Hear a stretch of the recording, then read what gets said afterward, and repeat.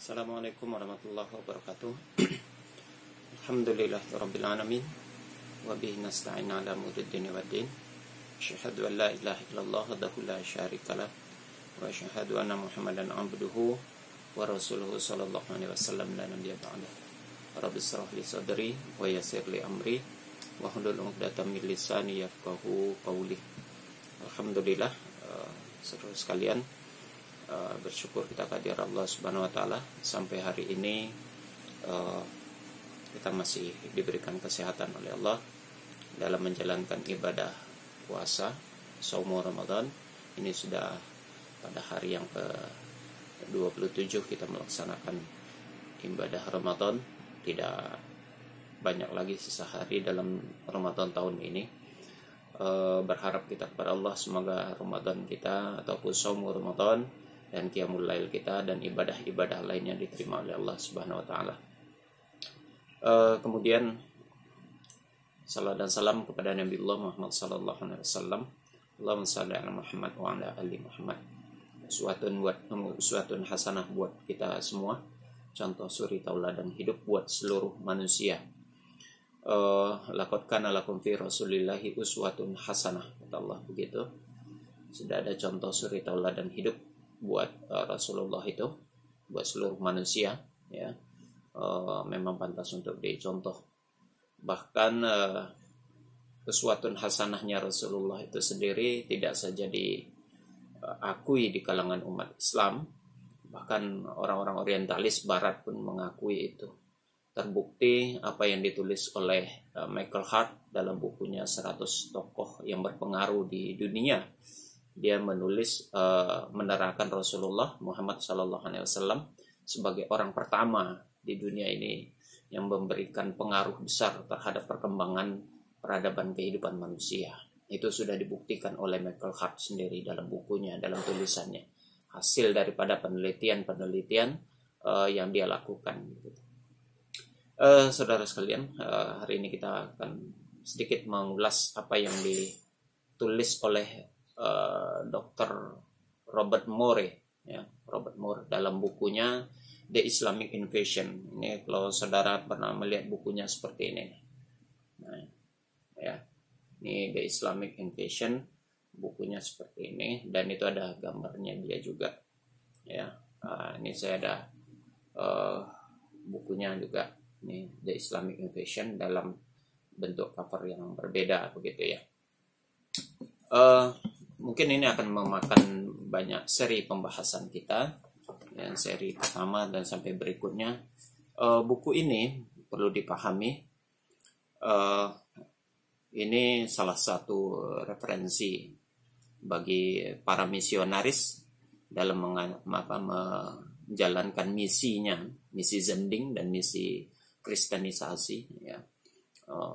Bagi orang-orang yang ada di luar Islam, di luar Kristen, untuk mereka kristenkan, dan ini banyak dipakai, dan ini salah satu referensi mereka untuk menyerang Islam khususnya, karena memang dalam buku ini Robert Moore itu mengupas, ya, mengupas Islam, tapi versinya dia, sehingga sangat banyak di dalamnya ini kekeliruan pemahaman dia tentang Islam itu sendiri seperti apa. Ya, karena memang yang ada adalah hujatan di dalam terhadap Islam. Sekali lagi mungkin nanti akan kita cukup panjang, ya, mengulas buku ini, karena buku ini juga dari sisi halamannya cukup tebal buku ini. Sampai akhir itu ada kurang lebih 250 halaman, ya. Nanti kita bicarakan bagian-bagian penting dari buku ini, sehingga nanti bisa bisa kita lihat dengan jelas isinya berkaitan dengan apa dan kemana arah pola pemikiran Robert Moore itu sendiri. Mungkin sebagian kita sudah membaca tentang buku The Islamic Invasion ini, ya.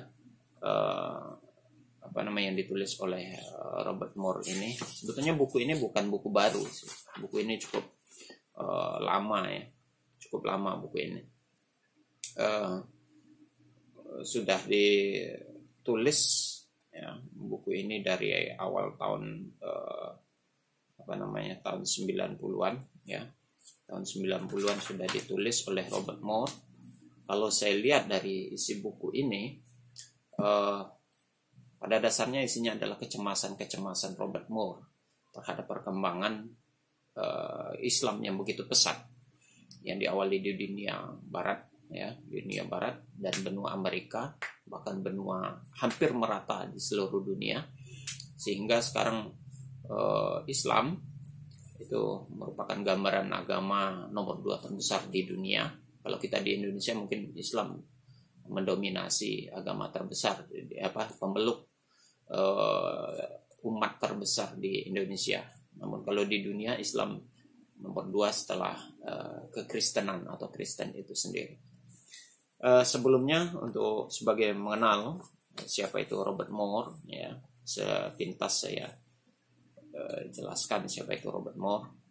Robert Moore itu nama bergelar doktor, dia seorang doktor ya, seorang sarjana teologi ya, apologet ya,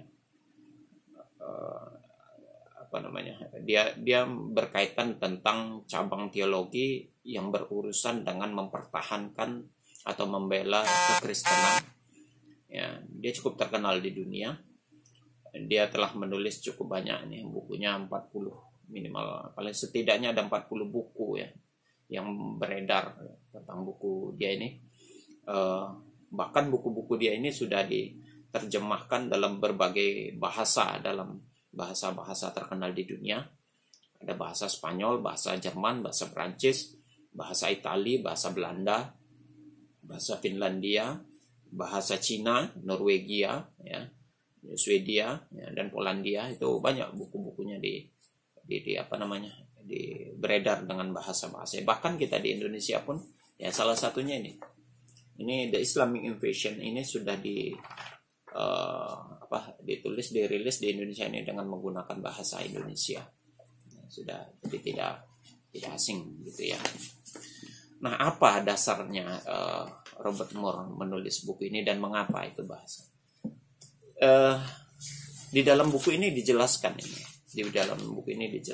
tentang kecemasan dia, bahwasanya dia betapa mencemaskan tentang perkembangan Islam di dunia yang begitu pesat, yang begitu cepat, baik di benua Eropa, di benua Amerika, di benua Australia, di Afrika. Itu Islam begitu cepat berkembang sehingga mendominasi. Sekarang itu sudah mendominasi. Di buku ini, di halaman pertama itu ya, di bab pendahuluan, di dalam buku ini, di bab pendahuluannya, itu dia tuliskan semua kecemasan tentang perkembangan Islam di dunia ini gitu ya.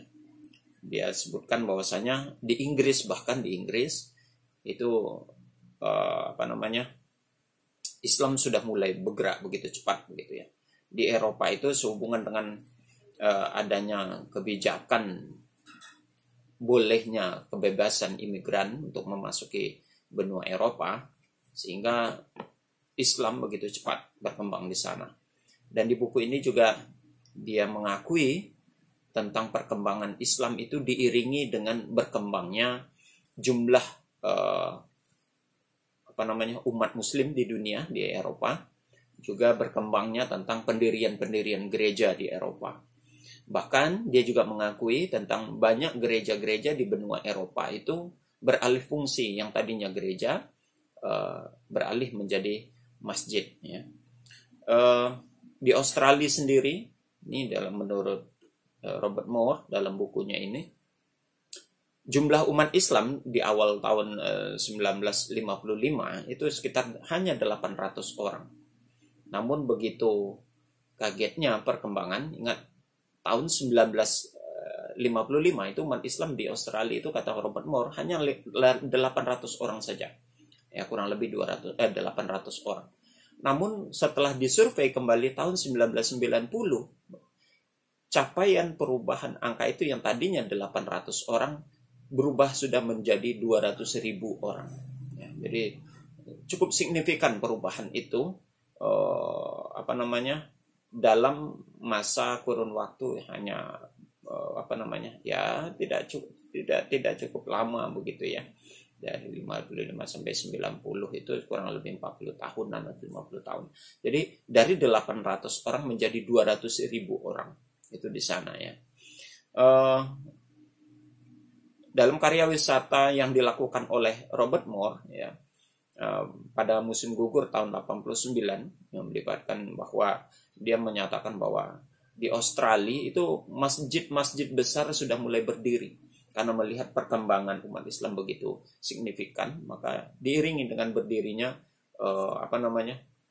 masjid-masjid di sana. Bahkan kata dia di dalam buku ini, The Islamic Invasion, dia mengatakan jumlah masjid bila dibandingkan gereja baptis di sana jauh lebih banyak jumlah masjid. Satu sisi dalam hal ini kita bersyukur kepada Allah, alhamdulillah ya, subhanallah, bahwasanya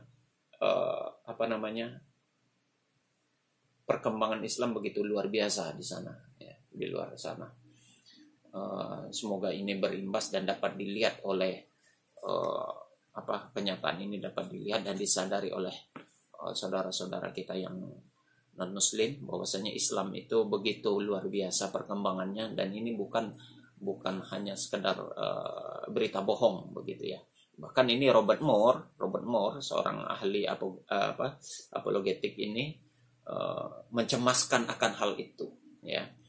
Bahkan perkembangan ini menurut dia tidak akan berhenti, tetap berlanjut sampai kapanpun begitu. Nah, itu kecemasan yang pertama, sehingga merasa dia tuh perlu mengkanter, itu bahasanya, akan perkembangan Islam di dunia ini. Kalau seandainya tidak diantisipasi, wah, dia mencemaskan. Bahkan di Rusia sekarang itu kita kenal Rusia itu yang dengan sistem komunisnya ya, dan banyak orang-orang yang ateis di sana. Sekarang sudah mulai banyak tersentuh dan terpanggil oleh Islam, sehingga mereka banyak sudah menerima Islam sebagai suatu keyakinan akidah buat penduduk ataupun warga Rusia sendiri. Bahkan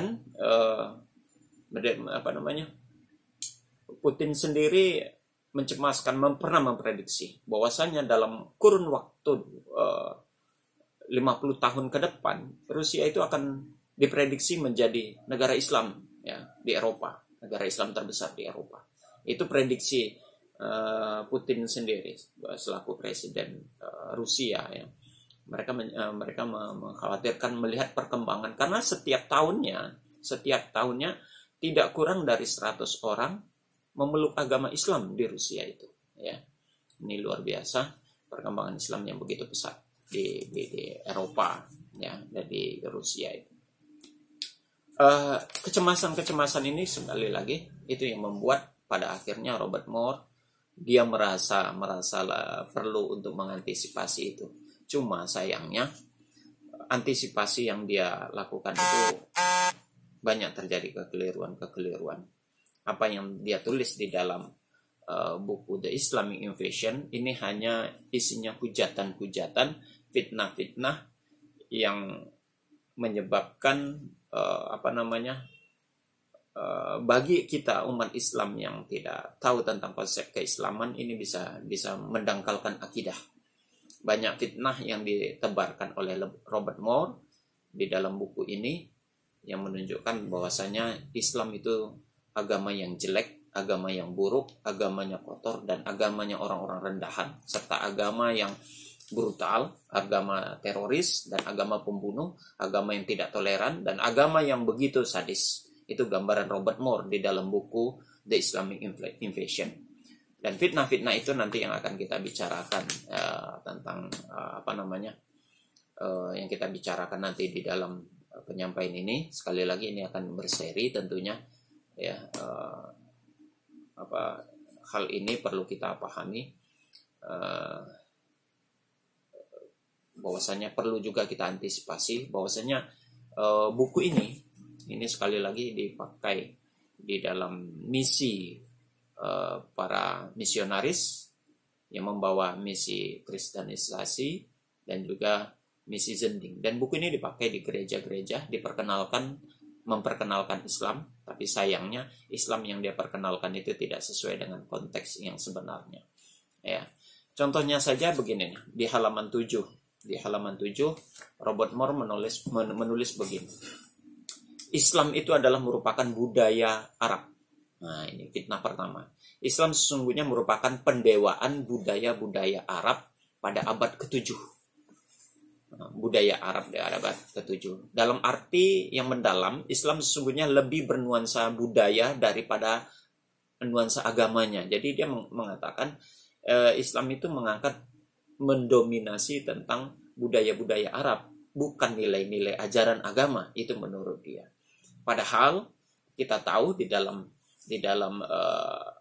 konteks sejarah bahwasanya budaya Arab sebelum datang Islam yang kita kenal dengan jahiliyah itu sangat jauh dari nilai-nilai keagamaan Islam.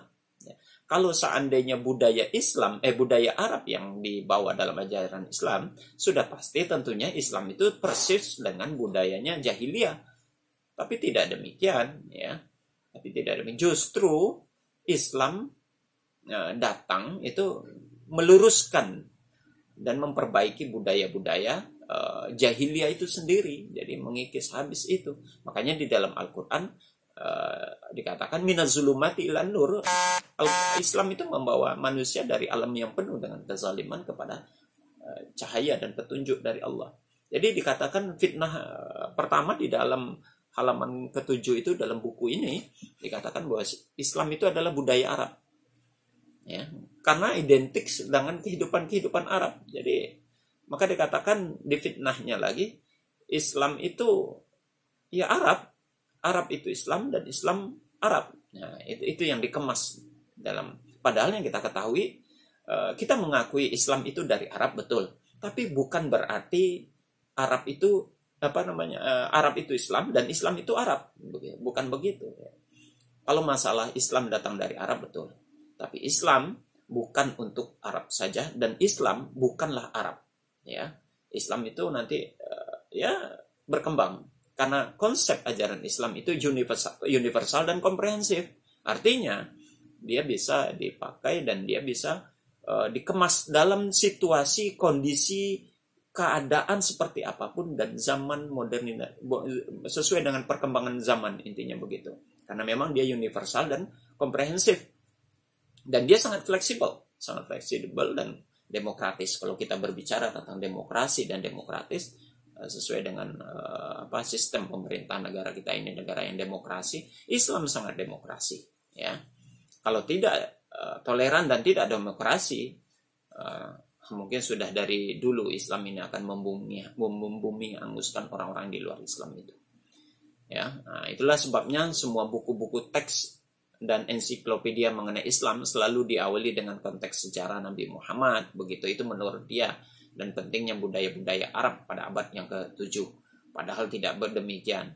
Kalaupun ada kehidupan Muhammad yang berkaitan dengan konteks ajaran Islam, perlu diketahui budaya memang ada budaya-budaya Arab yang sesuai dan sejalan dengan norma-norma ajaran Islam, itu memang masih dipakai. Ya. Ingat, hukum Islam ini bukan Al-Quran dan Sunnah saja. Ini salah satu kekeliruan saudara-saudara kita yang di luar Islam. Mereka menganggap Islam ini sama seperti agama mereka yang mempunyai hanya satu referensi ataupun sumber ajaran saja. Tidak. Mereka ya kayak di di Kristen, dia punya hanya Injil saja sebagai referensi utamanya. Ya. Kemudian kalau di saudara-saudara kita di Buddha, dia hanya mengacu kepada Tripitaka. Di Hindu hanya mengacu kepada kitab Weda. Konghucu hanya mengacu kepada Konfusiusnya. Sedangkan di Islam kita tidak hanya mengacu kepada Al-Quran saja. Ada Al-Quran, ada Sunnah, ada Ijma', ada Qiyas, ada Istihsan, ada Istishab, ada syariat umat terdahulu, ada juga Saduzara'i, ada Urf, yang semuanya itu dikemas juga sebagai sumber-sumber hukum Islam.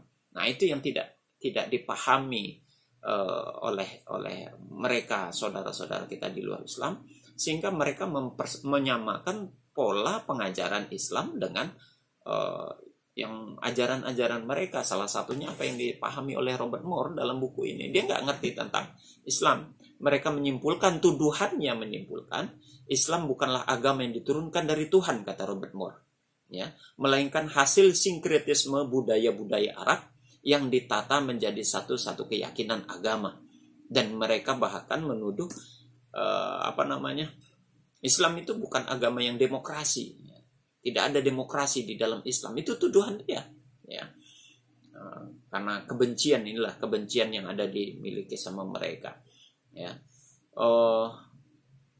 Di halaman 23-nya di dalam buku ini, di halaman 23 berkaitan dengan hukum Islam, Robert Moore mengatakan begini.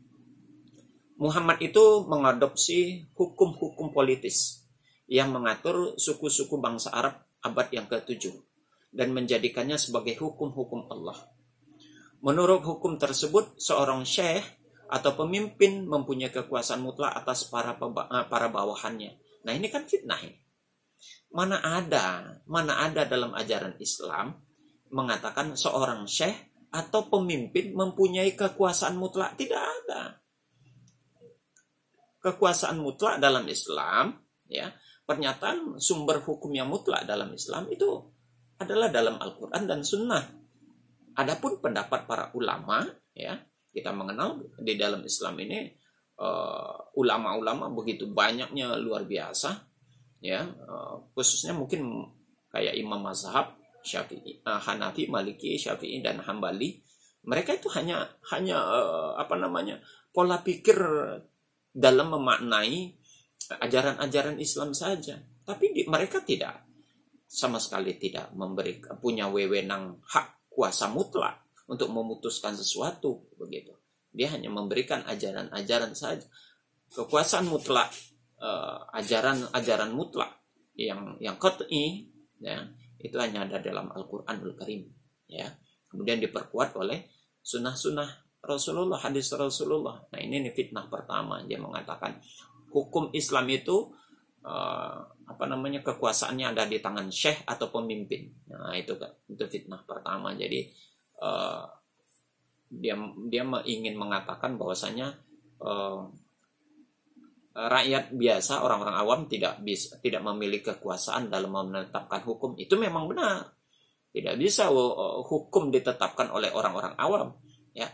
Para ulama saja mempunyai kategori seorang mujtahid ini untuk berijtihad, dibolehkan ijtihadnya untuk diikuti bila mana dia memenuhi syarat.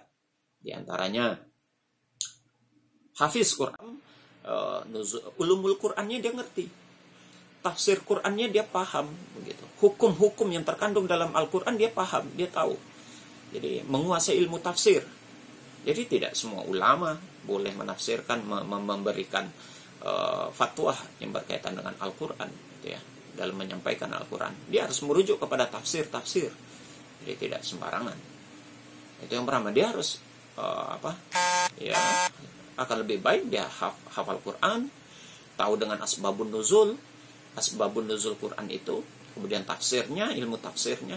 Kemudian yang selanjutnya, syaratnya untuk menjadi mujtahid itu dia hafal banyak hadis. Bahkan dalam salah satu mazhab itu dikatakan minimal itu 2000 hadis. Lengkap dia paham dengan asbabul wurud hadis tersebut. Dia tahu juga dengan nasakh dan mansukhnya dari ilmu hadis tersebut, dan dia tahu, paham dengan ulumul hadis. Jadi tidak sembarangan para mujtahid itu. Kemudian dia mujtahid itu tahu dengan tata bahasa Arab, balaghah, ilmu balaghah, nahwu sharaf dia tahu. Sehingga dalam mengangkat hukum itu tidak serta-merta mudah begitu saja, begitu ya. Tidak semudah itu. Jadi banyak persyaratan-persyaratan yang harus dipenuhi oleh seorang mujtahid itu dalam mengangkat satu hukum, begitu. Kemudian lebih lanjut dia mengatakan, Robert Moore ini begini mengatakan, tidak terdapat konsep-konsep mengenai hak-hak sipil atau hak-hak pribadi di dunia Arab di awal abad ke-7. sehingga itu menyebabkan mempengaruhi konsep ajaran Islam itu, sehingga umat Islam tidak mempunyai hak atas dirinya. Satu penafsiran atau fitnah yang sangat salah. Justru Islam itu menyetarakan hak-hak kehidupan manusia, ya. Di dalam Islam yang membedakan manusia yang satu dengan yang lainnya adalah ketakwaannya, bukan ras, bukan suku, bukan strata kehidupan sosial, bukan juga jabatan ataupun kondisi-kondisi tertentu, tidak. Yang membedakan antara satu dengan yang lainnya adalah ketakwaannya. Makanya kenapa banyak ayat-ayat Al-Quran itu yang menunjukkan perjalanan akhir dari pelaksanaan ibadah kita itu adalah takwa, begitu ya, untuk mencapai tingkat takwa. Karena inna akramakum indallahi atqakum. Yang dimuliakan di sisi Allah itu hanya orang-orang yang bertakwa. Jadi bukan orang yang lain dari luar orang yang bertakwa. Tidak jabatan, tidak strata sosial, tidak kedudukan pangkat, tidak kekuatan, tidak paras, tidak warna kulit, dan tidak apa segala macam. Tapi ketakwaan yang membedakan antara seorang dengan yang lainnya. Nah itu fitnah-fitnah diantaranya yang disampaikan ini baru halaman 23 saja, yang nanti kita ulas di halaman-halaman berikutnya. Oh ya, satu lagi. Di halaman yang ke-23 itu juga dikatakan bahwa pemimpin suku memutuskan apakah Anda perlu hidup ataupun harus mati. Nah, bayangkan, fitnah mana lagi yang mengatakan, mana sumbernya Islam mengatakan bahwasanya pemimpin suku, ya, itu dapat memutuskan seseorang itu hidup ataupun harus mati. Nggak ada di situ. Ini fitnahnya yang lebih kejam terhadap ajaran Islam, ya. Kemudian di situ dia juga mengatakan, itulah sebabnya negara-negara Islam, mayoritas negara yang berpemeluk agama Islam, kata Robert Moore, di dunia ini tidak dapat terhindar dari selalu diperintahkan orang untuk diktator atau orang kuat. Fitnah lagi. Mana ajaran Islam yang mengajarkan tentang diktator? Dia mengambil contoh, dalam buku ini dituliskan contohnya, kata dia, adalah seperti apa yang dilakukan oleh Saddam Hussein dan Muammar Gaddafi. Suatu contoh yang salah. Perlu dipahami bagi saudara-saudara Kristen